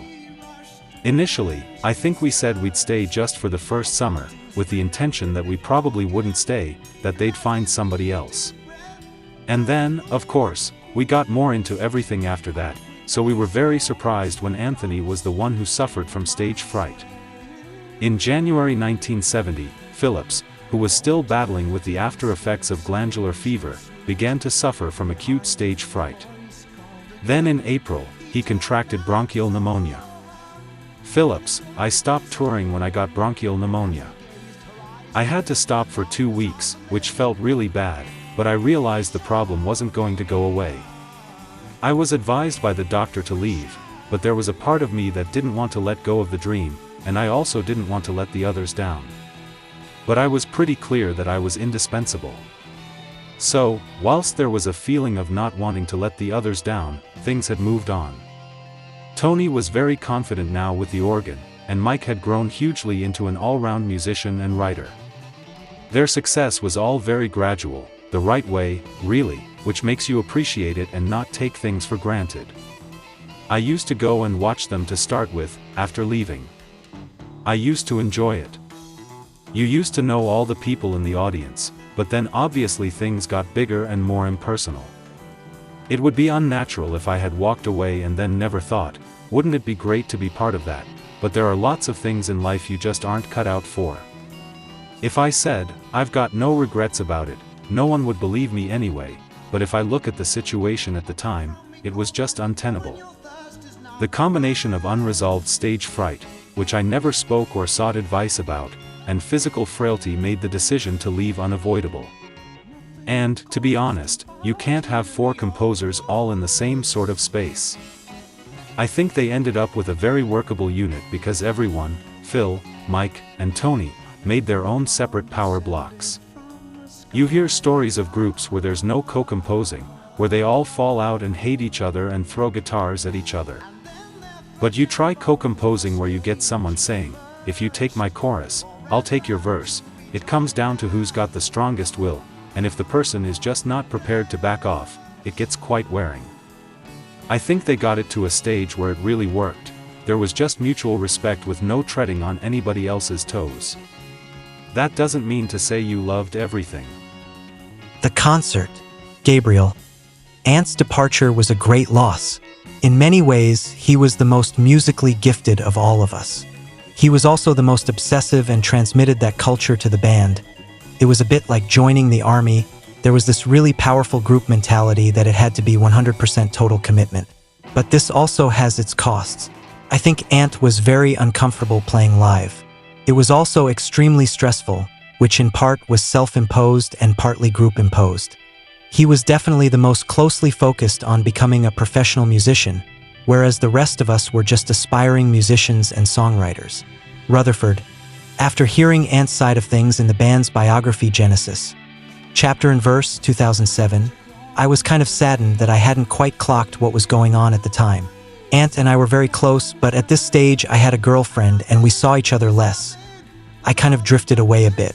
I wasn't really aware of just how bad his stage fright was, along with his other health issues. I'd have thought, knowing him so well, that I would have been able to pick up on what was going on. But I often miss things. So in a sense, it was a shock when he told us he was leaving. Anthony Phillips' departure put Genesis in the very difficult position of having to decide whether to quit or carry on. They opted for the latter, albeit with heavy hearts, mainly thanks to the sheer determination of Richard MacPhail. When Ant announced he was leaving, I found myself in the van at the back of the Marquee Club in the summer of 1970 with Peter, Tony, and Mike, who were seriously thinking of calling it a day. I convinced them to carry on, and it has since been said that if I hadn't insisted so much, there's a chance they would have quit. Tony agreed to carry on but said we needed to find a better drummer. And it was obviously one of the best things that ever happened because the difference that Phil made, we just couldn't believe it. It was unbelievable. Thanks. When Anthony left, I thought we would probably split up. He was certainly the most influential person in the group. Mike and Pete were very keen to carry on, and Richard MacPhail, who was our roadie and good friend, wasn't for letting us quit. We decided that we had to do better on the drums. We liked John and everything. He was good. It's just we felt we needed someone more creative in the drum seat. Phillips. He was a good drummer, but we were very, very demanding, and I think he always felt he came up short. He did a fine job. The trouble is that history hasn't treated John well because his successor just so happens to be one of those very, very special drummers. Not only a drummer, but a singer and a brilliant musician. I think, had they found a more prosaic drummer afterwards, then history would speak more kindly about John. But he's cast in a rather dim light, which I always think is rather unfair. We were very demanding, and we spoke the same musical language. We'd grown up in the same environment for a long time, and there was no way John could really understand what we were on about most of the time. He lacked that sort of sunny character and confidence which I think a drummer should exude. I think a drummer is the foundation of the group, like the goalkeeper in a football team. If you have a dodgy goalkeeper, there's a chance the defense will feel more insecure. John Mayhew quite literally left the scene, emigrating to New Zealand and then moving to Australia. He disappeared without a trace for 30 years.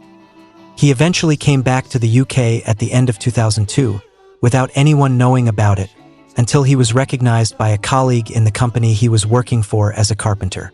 In 2006, Mayhew agreed to take part in some Genesis fan conventions held in England, Italy, and Germany, and as a result came into contact with the band's management.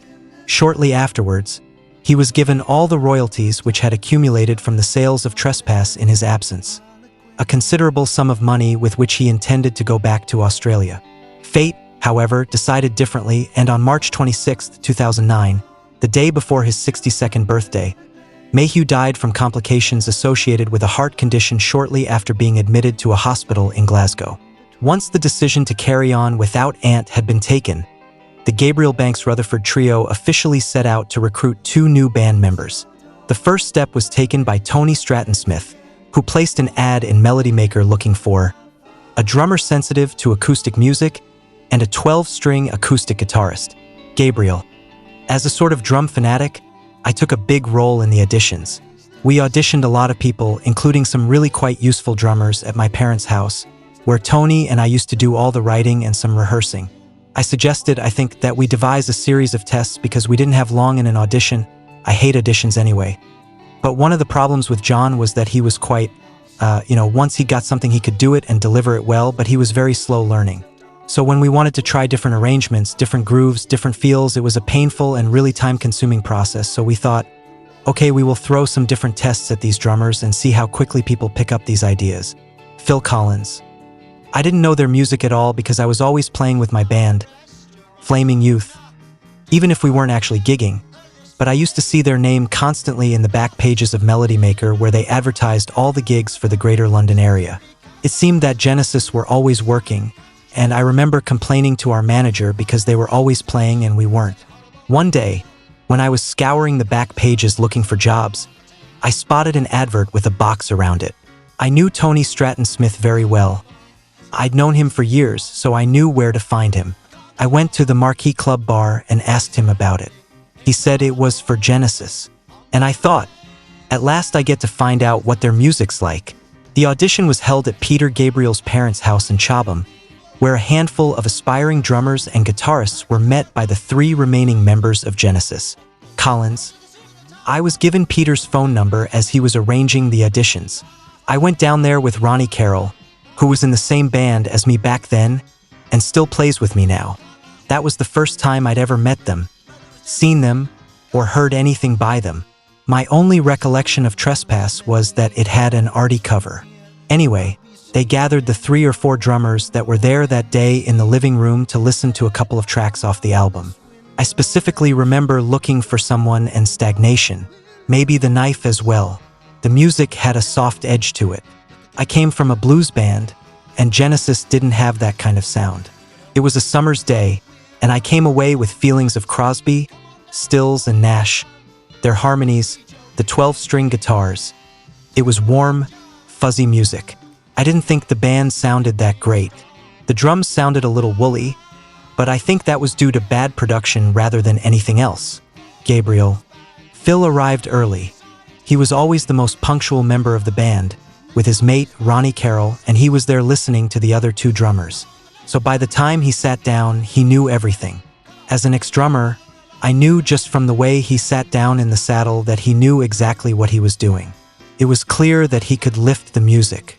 They always say that a band is only as good as its drummer, and Phil is a great drummer. I connected with Phil immediately. He had this cheerful chap personality and a really good sense of humor, and he'd had real experience of real bands on the road, whereas we were still getting our feet wet. He impressed me because he said he'd played on a George Harrison session, even though I think he'd only actually done third tambourine. Straightforward going, Phil found himself thrown into a well-off, vaguely aristocratic and slightly eccentric environment. Rutherford. Whatever he says, I was not wearing a smoking jacket when I came down the stairs to greet him. I was probably wearing a dressing gown, and it probably had the same effect, actually. But the story's kind of grown over time. It's a good story, but he tells it much better than I do. Collins. I left with Ronnie Carroll. We packed our stuff up and got back in his car, and he said, I think you blew that. When I asked why, he said, I dunno, but I think I did pretty good. However, Carroll was wrong. Collins was the only one to pass any of the auditions for drummer and guitarist, held on that day. Collins. Turned out, of course, that a couple of weeks later, Peter Gabriel called me back, said they liked me very much and asked if I would join the band. I was very, very happy. I think I must have gone up to London to meet them. It was August 4th, 1970 when Genesis told Phil Collins that he was their new drummer. They then took a couple of weeks break, canceling what few dates had been scheduled before Phillips left, including one in Plumpton on August 9th and one at the Marquee Club on 30th, where Genesis should have been opening for Amazing Blondell. Collins. And then they all went on holiday for 2 weeks to gather their strength. I guess they felt they had a huge barrier to cross without Anthony being there because he was obviously a big writer and I wasn't, and he was no longer in the band. In that time, I got my one and only ever job outside music, decorating people's houses. That was a terrible experience. On August 24th, Peter, Tony, Mike, and Phil went to stay at the Maltings, a range of buildings in the heart of Farnham, Surrey, which is now a creative arts center, to start rehearsing. While they waited for the right guitarist to come along, the band decided to stay busy and perfect new material, testing out their new compositions, albeit temporarily, as a 4-piece. It must be said that Genesis music didn't require many guitar solos, but what was worrying was the absence of Ant as a songwriter and, in the live context, as the main performer of complicated 12-string guitar parts. Consequently, during rehearsals, Tony and Mike took on additional tasks. Mike took charge of guitar parts, forcing him to start using bass pedals, while Tony began running his electric piano through a distortion box to fill in for the missing lead guitar, basically taking on all of the solos. This technique proved to be a really important step forward in the further growth of Genesis' technical abilities, and as a 4-piece, they perfected the execution of a number of songs previously rehearsed with Phillips, such as Going Out to Get You and The Musical Box. Banks. Going Out to Get You and The Knife were competing to be the big number. Going Out to Get You went through many, many transformations. At one point, it was about 20 minutes long. It had lots of bits in it that came and went.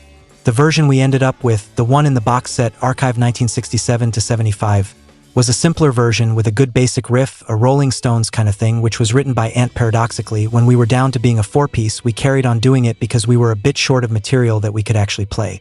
Some things, without Ant, were rather difficult, but this was a song we could do. Rutherford. We were trying to function in a four-piece scenario, with Tony playing the lead parts. Funnily enough, the first time I felt that the band worked in this setup was with the musical box, with me playing bass pedals and Tony playing keyboards. The song worked well on stage as a four-piece and shows what direction the band might have taken if we had continued along this route. I'm glad we didn't because all the other tracks were missing the guitar. But while the lack of a guitarist may well have represented a handicap, the fact that they now had a great drummer in Phil Collins was immediately evident. Gabriel. The grooves felt better. People nowadays think of Phil through his own songs and his solo work. They often forget that he's someone who can pick up almost any instrument without knowing how to play it and make some sort of sound that feels good. He has a lot of natural talent, and people sometimes fail to see him as a musician. Collins. I never met John Mayhew, but I kind of feel that he wasn't able to climb the wall to get inside. I mean, the drummer's role has always been to deflate the tension. Really, the guy who sits there, drinks too much, cracks the odd joke. Rutherford. We were all a bit serious, and Phil, as drummers should be, was the joker. He brought this lightness to the band. I know he got a shock when we first started rehearsing at the Maltings because suddenly we'd have these huge rows and Tony would stomp out or I'd stomp out for 10 minutes, and he didn't know what was going on. For the first 10 days or so of rehearsing, around the time we were writing the musical box, I remember he stayed at my house, met my mom and dad, and then he went and stayed with Pete. I think he always thought that I didn't like him or that I'd kicked him out and sent him off. But it wasn't that way at all. It was just so we could all get to know him. After spending the whole of September rehearsing, Genesis were ready to go back on stage. The first show with Phil Collins on drums was in Chatham on October 2nd. 2 days later, the band played at the Marquee. Alternating between days of rehearsing in Farnham, Genesis went on to play a series of concerts for which it is almost impossible to establish the set lists. What is known, however, is that these concerts revolved mainly around Trespass, which was finally about to be released. Conceptually, the four musicians perfected their already tried and tested approach to live shows based on a continuous crescendo, starting out with acoustic songs and building up to a more aggressive finale. Banks. We used to start acoustic. I managed to play a lot of guitar for the first 2 or 3 songs. And then Stagnation would be the first song that had anything else in it. The song itself starts with just the guitars, and then the keyboards come in, and then there's an organ solo, and then the whole thing becomes drums, and everything comes in.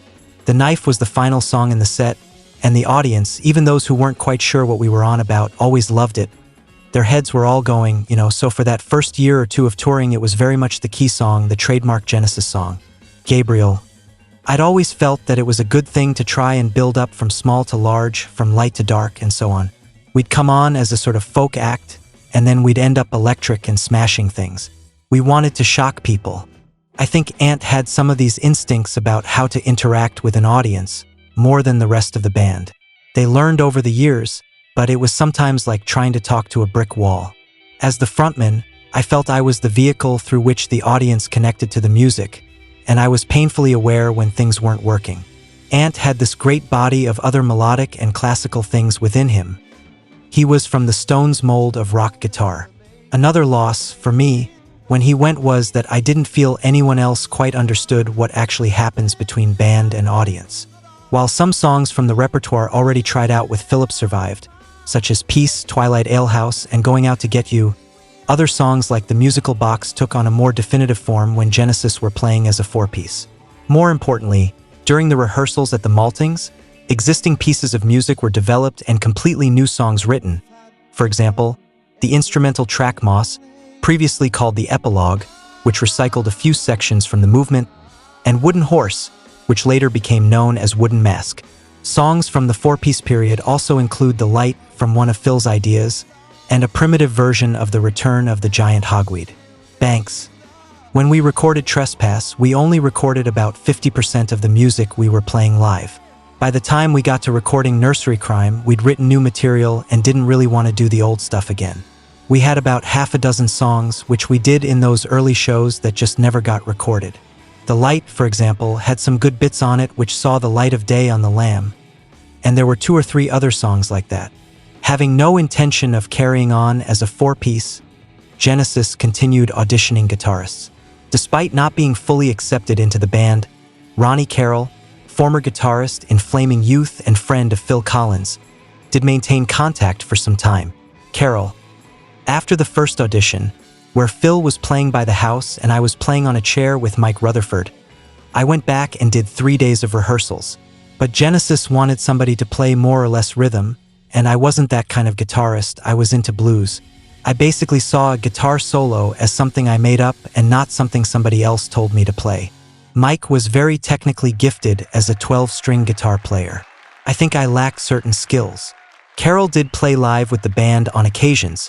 For example, at the Kempston gig on October 23, 1970, on electric guitar only. In the meantime, David Stopps, promoter of the Friars Club and big Genesis fan, suggested guitarist Mick Barnard, who played in a local band, The Farm. After having gone to a few of their gigs, including the one with Carroll on guitar, Barnard auditioned for Genesis in mid-October, first at the Maltings and then again in West Hampstead, which is why the band skipped the performance at the Grand Benefit Festival held at Sussex University in Falmer on October 31st and November 1st, before finally appearing on stage in Salisbury on November 3rd. For a time, it seemed that Genesis had found the answer to their problems because Barnard had a certain amount of experience, even though he didn't play a 12-string, only a Gibson 335 electric guitar. With Barnard in the band, Genesis further perfected songs like The Musical Box, for which he outlined the essential parts of the guitar solo.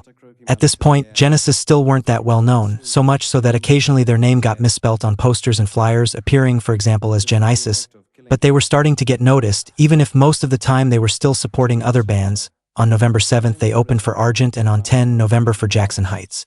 They were also supposed to open for Fleetwood Mac in Brighton on November 13th, but the schedule got changed, and they ended up supporting Fairport Convention in Canterbury. On November 14th, Genesis made their first ever TV appearance, live in the BBC Shepherd's Bush studio on the Disco 2 music show. The band, including Barnard, all mimed the knife except Gabriel, who actually sang live. After their TV performance, unfortunately deleted from the BBC archives, Genesis rushed up to Watford, where they had a gig that same evening. Between the 15th and the 22nd of November, the band toured Scotland, and on the 28th, they had an important and unexpected gig at Imperial College London. The evening's main attraction was Van der Graaf Generator, the most popular band in the Charisma catalog, and Genesis were called in at the last minute to replace the original support band, Cochise. As Genesis weren't 100% convinced about keeping Mick Barnard, they continued to keep an eye out for another guitarist. On December 12th, Peter spotted an ad in Melody Maker saying, "Imaginative guitarist, writer seeks involvement with receptive musicians, determined to strive beyond existing stagnant music forms. Steve Hackett." I stuck loads of ads in Melody Maker. It was the most powerful music paper at the time. Loads of bands were formed off the back pages of Melody Maker. I think the odd Rolling Stone or the odd member of Led Zeppelin, possibly the whole band, found work like that. 5 years of ads, and eventually this crazy guy called Peter Gabriel phoned me up. I figured he was at least as mad as I was, so I thought, okay, why not join the band? I didn't have anything better to do at that time. Instead of inviting Steve to an audition, Peter and Tony went round to his flat. Hackett. To be honest, I didn't realize that I was auditioning. I mean, I hadn't queued up with 40 other guitarists. Had I known, I think I probably would have been more nervous. Pete and Tony came to the flat that I shared with my brother and family. It was all very low-key. They turned up with overcoats, looking like they might have been understudies for Doctor Who, with long woolly scarves, long coats, borrowed trousers, and shoes. That was the look. It was very anti-image in those days, so I sort of fitted in because I was all sort of beard and glasses and dodgy safari jacket. It was hardly glamorous. Rutherford, the problem was that I was trying to find Aunt 2, but there was no such thing. Then I had a terrible sort of ulcer and had to stay in bed for a week, during which time Tony and Pete found Steve. I think my not being around enabled them to find someone. And it worked great. I think the reason we hadn't been able to find anyone was probably my fault. I was the stumbling block trying to replace Ant with a similar sort of person. But you couldn't do that. Hackett, I remember that my brother and I played 3 different kinds of music for them. One was pastoral with the flute, one was atonal, dissonant, and aggressive, and the other was blues with a harmonica. It was the first one they were attracted to. I had a Gibson Melody Maker that I was playing through a little radio. And I probably had a Macari's Fuzzwa pedal, a very small, red pedal, but it had both sounds. I'd also used it to record the Quiet World album, The Road, released in 1970. Steve was invited to hear the band play live at the Lyceum in London on December 28, where they were doing a charity gig. Despite the rather odd time, it was a lunchtime show, there was a good turnout, and the audience enjoyed their performance. Unbeknownst to him at the time, Mick Barnard played his last ever concert with Genesis on January 5, 1971, at High Wycombe. Ironically, the support band that evening was his old band, The Farm. Mick Barnard, The Farm had a new singer and a new guitarist.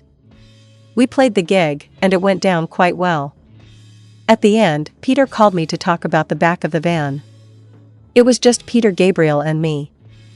I think the rest of them were having a drink. And that's where he explained to me that they'd got another guitarist. The news didn't come as a complete surprise to Mick, who had never really felt he was part of the band. Barnard, I pretty much tried to get them to say if I was in or out because I had really dropped my career to be with them.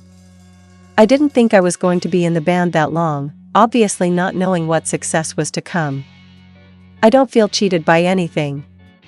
It was just not a very nice experience at that time.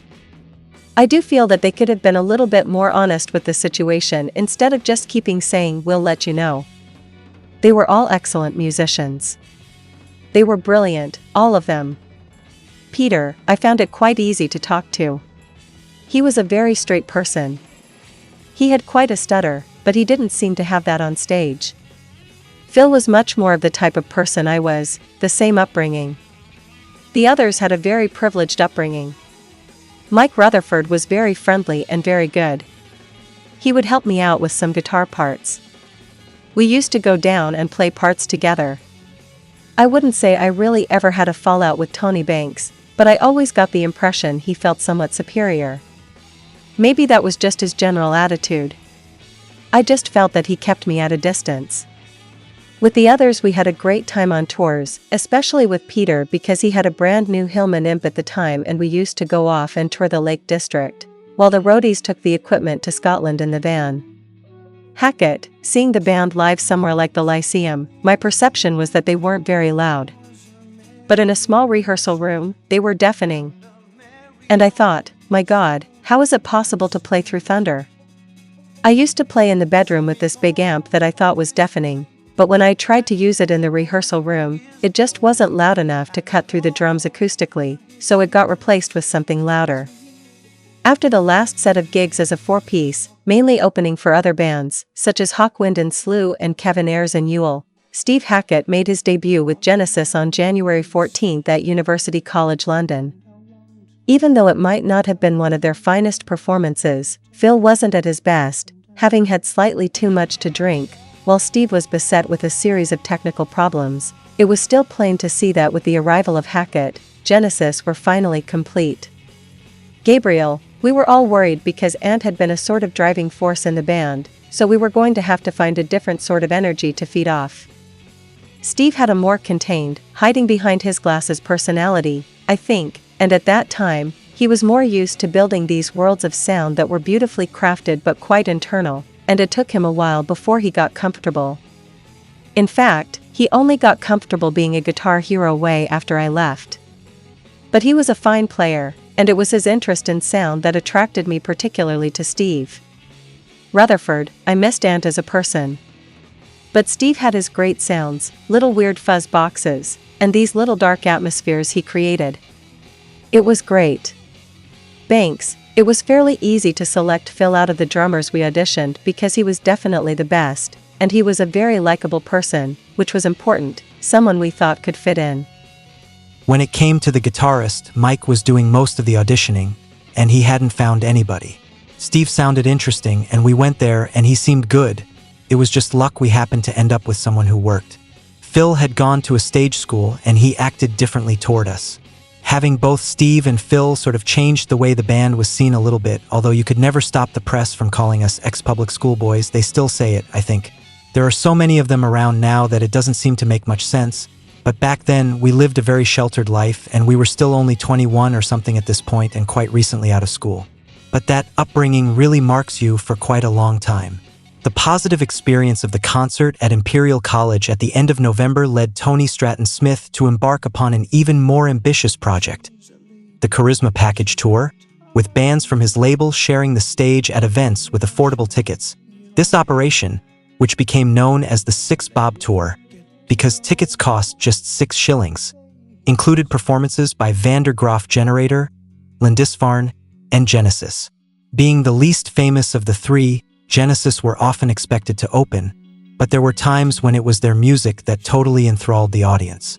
The tour started on January 24th at the Lyceum in London and went on until February 13th in Bournemouth.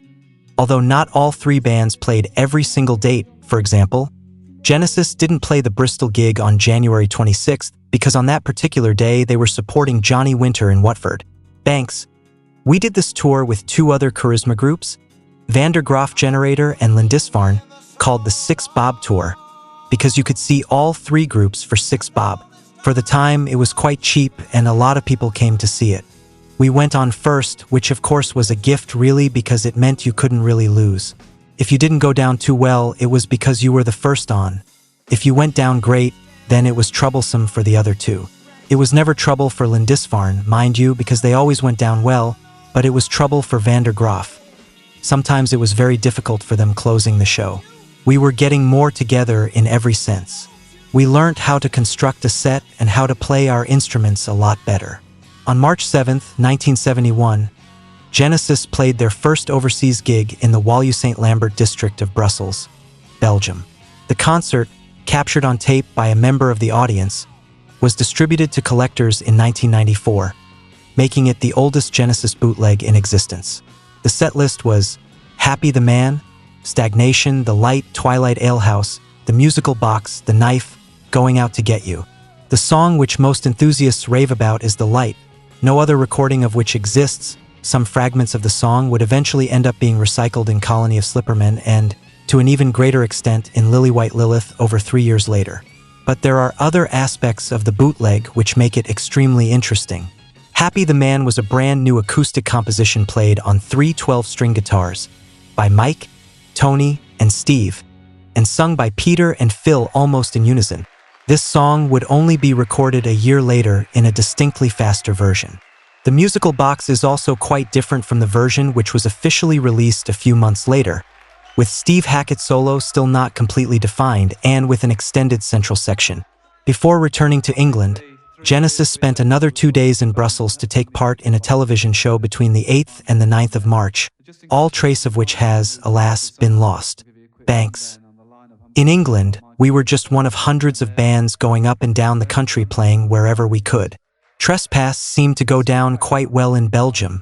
We were lucky because there was this guy, quite an influential journalist out there, Piero Kenroll, who liked us.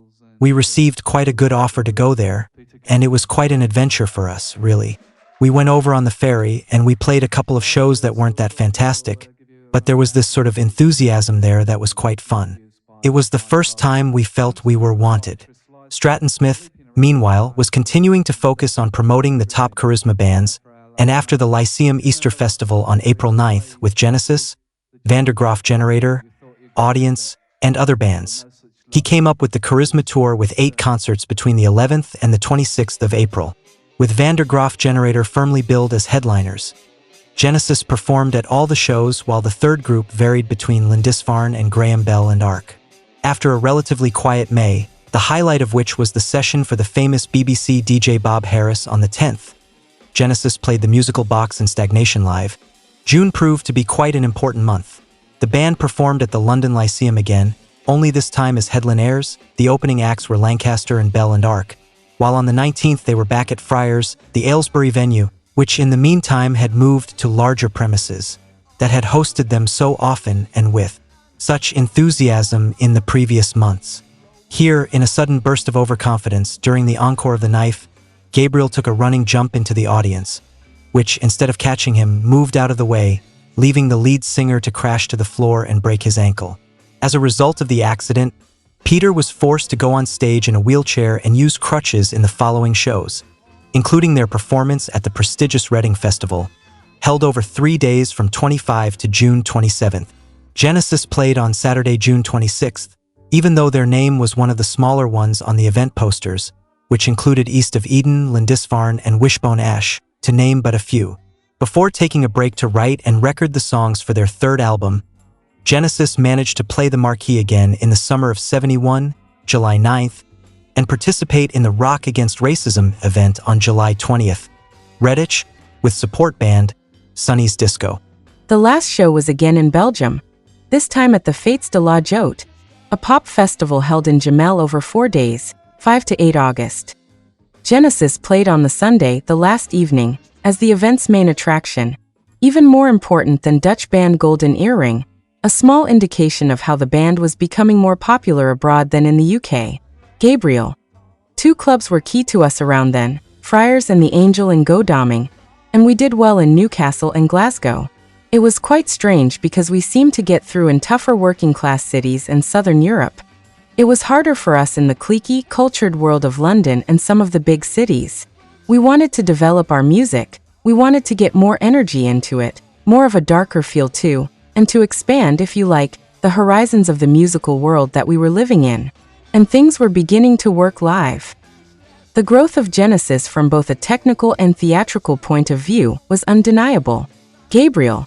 My flute playing, which was never great, was something that gave our music a bit of character.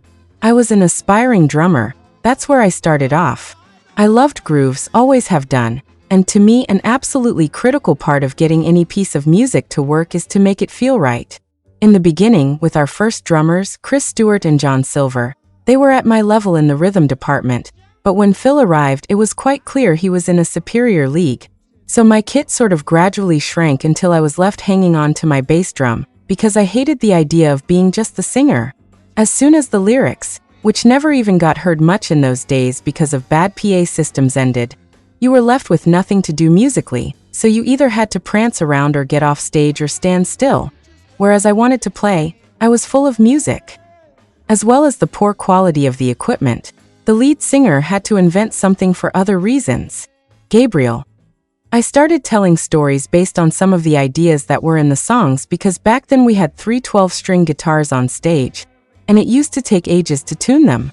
We'd build up some energy with the audience from a song, and then we'd be tuning for what seemed like a lifetime, and everyone would be looking at me, and I'd be thinking, oh shit, I've got to do something. The ideas would evolve as the tour went along, and then I would try to act out some of what I was improvising about in the stories. Thanks. It was a difficult period with some great moments and some awful moments. But then once we started playing on the road, once you started getting this audience response, it all started to make sense. Peter had to develop a way of coping with being on stage. In the early days, he wasn't natural on stage at all, so like a lot of people, he found a kind of persona to hide behind. It wasn't initially theatrical, really. He just started by telling these stories because we had such long gaps between songs to tune up and everything, and he slowly developed his way of communicating. We weren't a group that came fully formed in any sense. It took us 10 years, I think, to get anywhere near it. You couldn't just go up there and play the songs. That wasn't enough. If you wanted to attract the audience's attention, someone had to actually talk to them and communicate with them. We used to argue a lot because we were passionate about our music. We were young, sexually frustrated. Looking back on some of the arguments we had, they were just about pretty trivial things, but that's how it is when you're living on top of each other. Little things can trigger an argument. Like in the cottage period when we were all living together, and we weren't even taking weekends off or anything. Trespass Tour. October 1970. October 2nd, 1970, Chatham, England, Medway Technical College, first concert with Phil Collins. For Peace lineup. October 3rd, 1970, Farnborough, England, Technical College. October 4th, 1970, London, England, Marquee Club. October 6th, 1970, Princess Risborough, England, British Legion Hall. At the last minute, Genesis replaced writing on the wall, who were supposed to be the main attraction. October 7th, 1970, Harlow, England, The Birdcage. October 9th, 1970, Wallasey, England, Tomorrow Club. October 10th, 1970, Colchester, England, Corn Exchange. October 13th, 1970, Wood Green, England, Fishmonger's Arms. October 16th, 1970, Cambridge, England, Rex Cinema. October 23rd, 1970, Kempston, England, Addison Centre.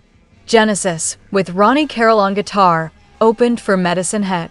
November 1970. November 3rd, 1970.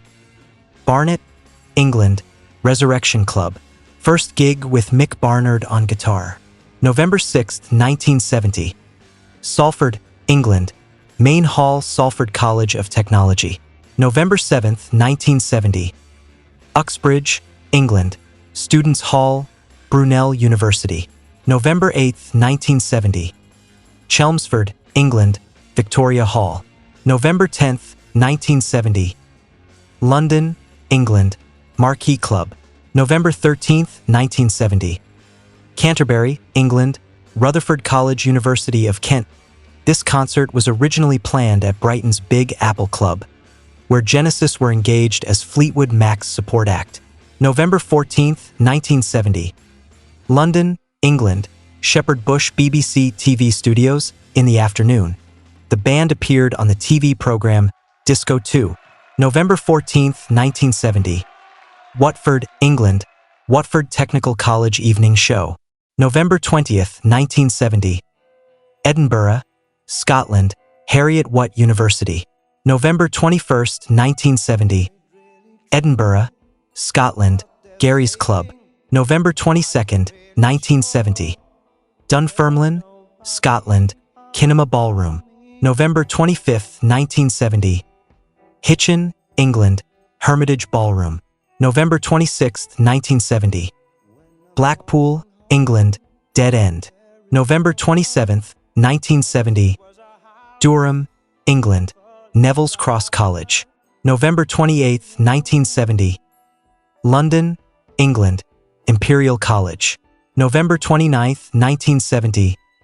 Southall, England, Farks, the Northcote Arms. November 30th, 1970. Letchworth, England, the Lees. December 1970. December 4th, 1970, Worcester, England, College of Education. December 6th, 1970, Birmingham, England, Mothers Club. December 9th, 1970, London, England, Marquee Club Charisma Christmas Party, closed to the public. December 11th, 1970, London, England, Café Royal. December 16th, 1970, Aylesbury, England, Aylesbury Grammar School. December 17th, 1970, Ipswich, England, Civic College. December 18th, 1970, Hatton, England, the Hatton Centre. December 19th, 1970, Cleethorpes, England, Cleehumberstone School. December 20th, 1970, Godalming, England, Angel Hotel. December 28th, 1970, London, England, Lyceum Theatre. Free concert. January 1971. January 3, 1971, Manchester, England, Arts Lab. January 5, 1971, High Wycombe, England, Technical College Hall. Last gig with Mick Barnard. January 7, 1971, London, England, College Hall, City University. Various artists concert. The headliner was the Henry Lowther Band. January 8, 1971, Slough, England, Slough College. January 9, 1971, Ewell, England, Technical College. January 10, 1971, Southall, England, Farks, the Northcote Arms. January 14, 1971, London, England, University College first concert with Steve Hackett. January 15, 1971, High Wycombe, England, Technical College. January 17, 1971, Blackpool, England, Tower Ballroom. January 18, 1971, Bangor, Wales, Student Union Hall, University of Wales. January 22, 1971, London, England, College Hall, City University. January 24, 1971, London, England, Lyceum Theatre. First date of the Charisma Show 6 Shilling Tour. Genesis supported Lindisfarne and Van der Graaf Generator. January 25, 1971, Birmingham, England, Town Hall. January 26, 1971, Watford, England, Town Hall. Originally, on this day, Genesis were supposed to perform at the Charisma Show at Bristol's Colston Hall.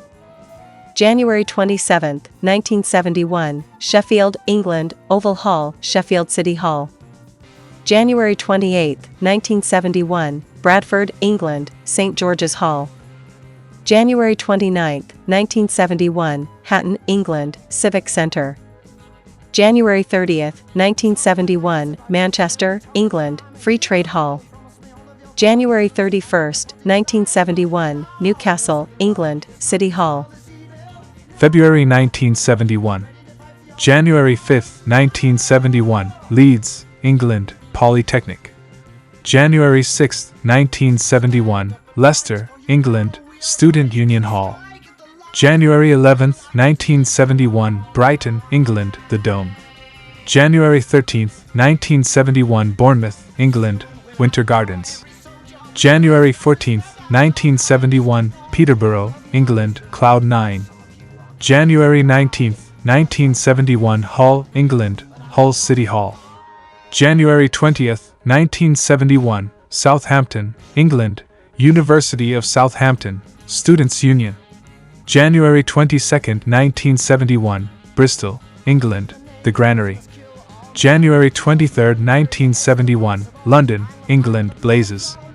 January 25, 1971, Liverpool, England, Mountford Hall, University of Liverpool. January 26, 1971, Haverfordwest, England, Technical College. January 28, 1971, Stowe, England, Roxburgh Hall Stowe School. March 1971. March 4, 1971, Blackpool, England, Tower Ballroom. March 5, 1971, York, England, Great Hall York University. March 6, 1971, Birmingham, England, Lyceum Theatre. March 7, 1971, Brussels Wallus St. Lambert, Belgium. From the first concert abroad ever. March 8, 1971, Brussels Site Rayers, Belgium, RDB TV Studios Uncertain Session. March 9, 1971, Brussels Site Rayers, Belgium, RDB TV Studios recordings for the TV show Pop Shop, never broadcast. March 10, 1971, Leicester, England, De Montfort Hall. March 13, 1971, Colchester, England, Great Hall University of Essex. March 21, 1971, Cardiff, Wales, Sophia Gardens. March 24, 1971, Greenford, England, Big Brother Club. April 1971. April 2nd, 1971, Hemel Hempstead, England, Decorum College. April 3rd, 1971, Farnborough, England, Technical College Hall. April 5th, 1971, Godalming, England, Angel Hotel. April 9th, 1971, London, England, Lyceum Theatre, Lyceum Easter Festival. April 11th, 1971, Croydon, England, Fairfield Hall. First show of the second Charisma Tour, with Van der Graaf Generator and Lindisfarne, the latter sometimes replaced by Graham Bell and Ark. April 13th, 1971, Portsmouth, England, the Guildhall. April 15th, 1971, Guildford, England, Civic Hall. April 17th, 1971, Durham, England, Dunelm House, Durham Technical College. April 22nd, 1971, Southport, England, Floral Hall. April 23, 1971, Glasgow, Scotland, Green's Playhouse. April 24, 1971, Dundee, Scotland, Caird Hall.